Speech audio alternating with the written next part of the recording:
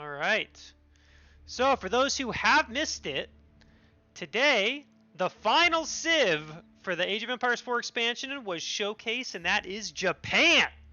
So we're going to be going over Japan, which so Japan is obviously a new civilization. The expansion coming out November 14th.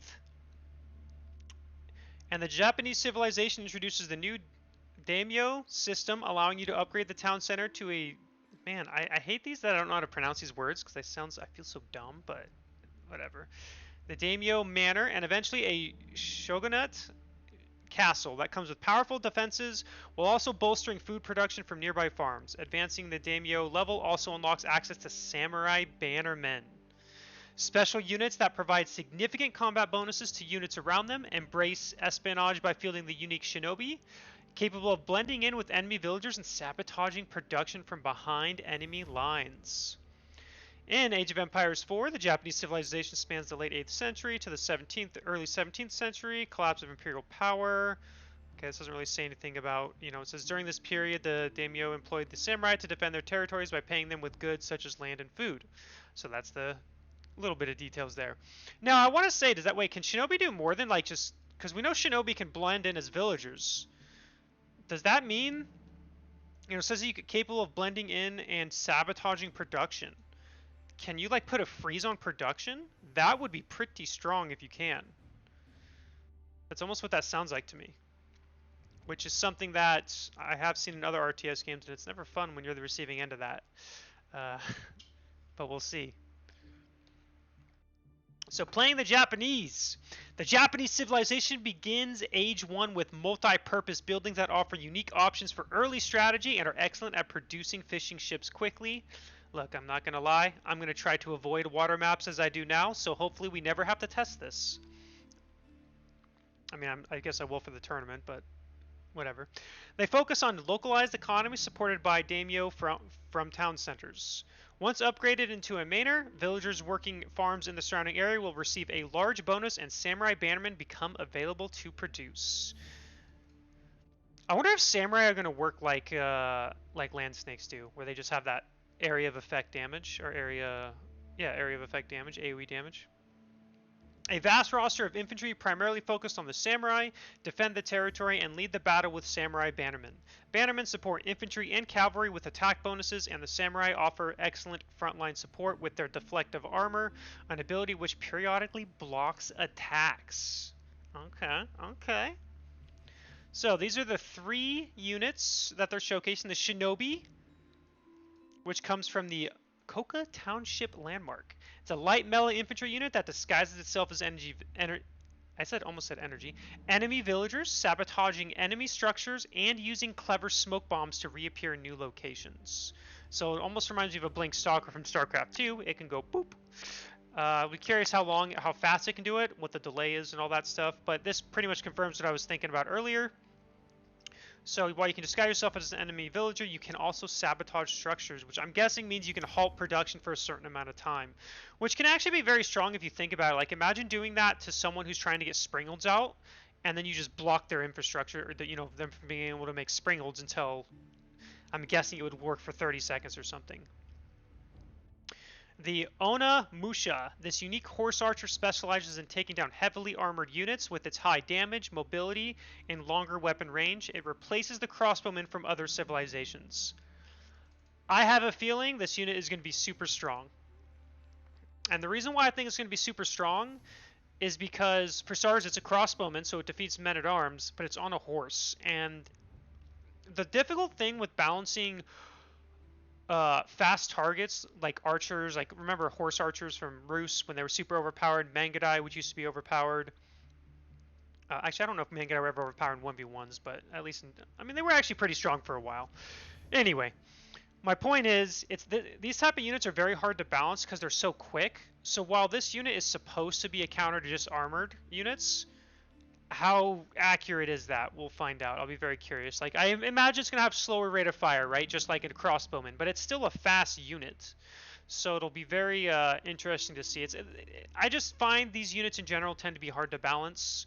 So I'll be very curious if this is actually too good or if it's too bad. I feel like it's hard to get to that sweet spot with these type of units, but Either way, I'm expecting it to be strong at minimum, at least on release. And then we get the Ozutsu Tanegashima Gunsmith Landmark. A heavy ranged gunpowder unit equipped with a handheld cannon.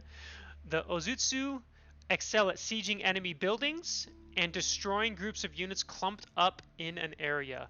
Now, I have been told that this unit is strong as hell.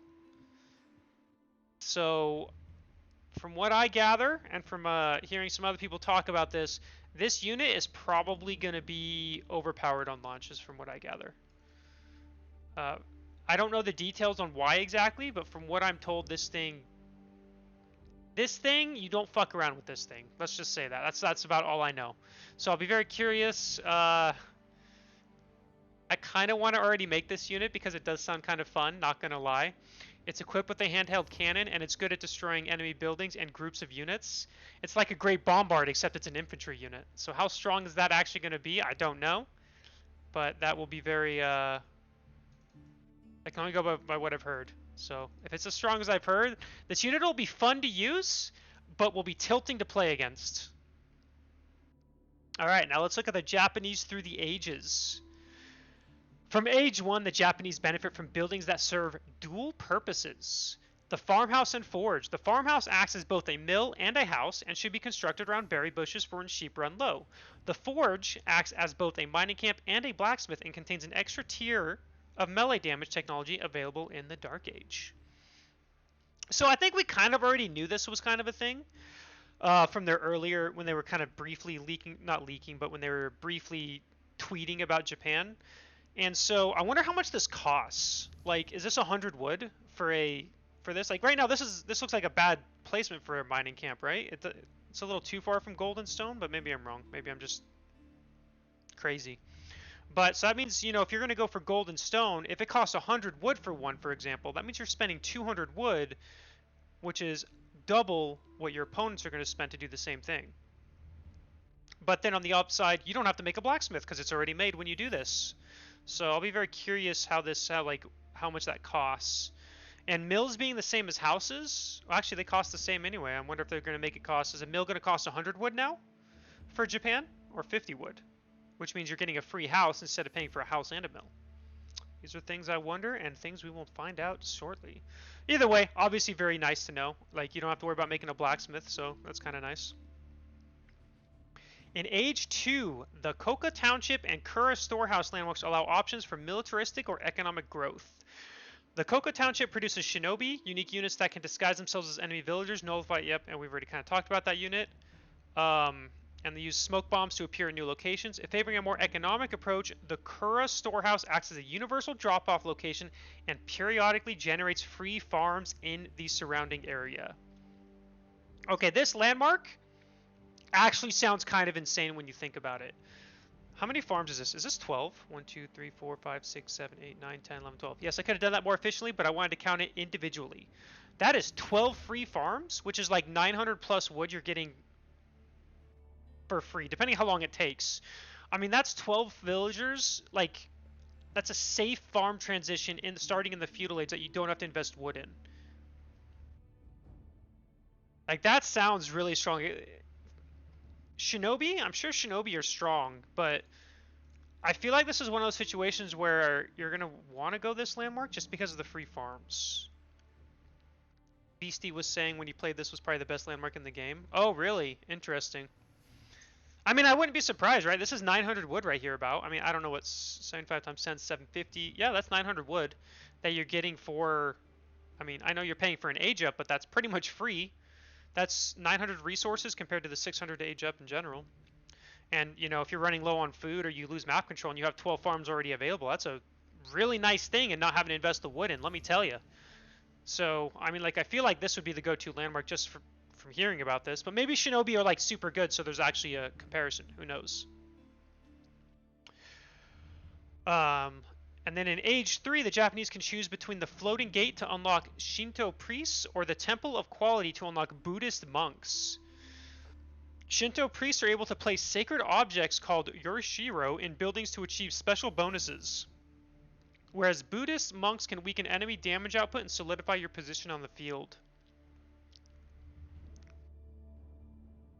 So I wonder what kind of bonuses you get with the sacred objects, and how many do you get, or how many does it do? Is it a respawn mechanic? Is there only a certain amount you can do? Do you have to invest resources into it? It's hard for me to say, right? There's not enough details in this to really give a good thing on how good that is. Like, what are the special? I'd be very curious what the special bonuses are when this goes into buildings. And then for the Buddhist monks, you know, they can weaken enemy damage output, so it provides like a defensive bonus. Kind of reminds me of the Metter from Ottomans. Yeah,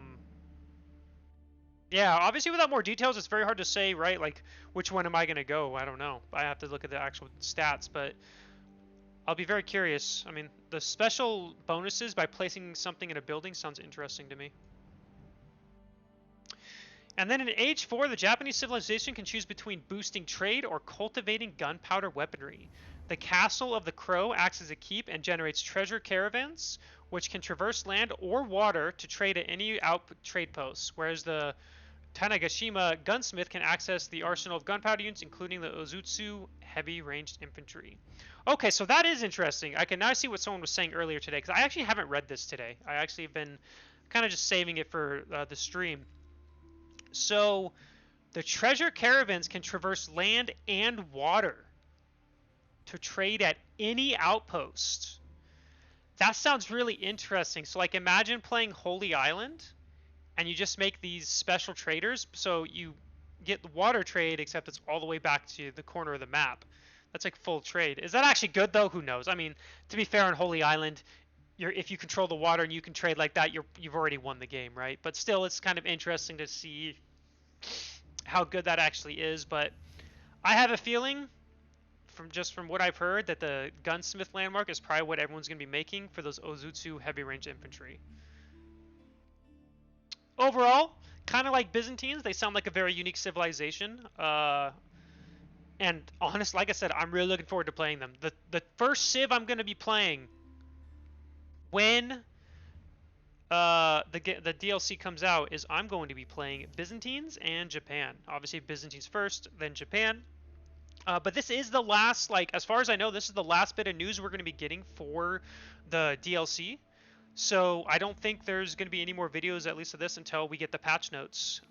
So my plan is, for those who don't know, when the expansion releases on November 14th, I will be starting my stream earlier than normal, and I will be streaming longer than normal, because we're going to be having a lot of fun messing around with Byzantines, and then obviously Japan, and depending how it goes, maybe we'll add in some other civs that same day. But yeah, so those are all the civilizations, all the details we've got until November 14th.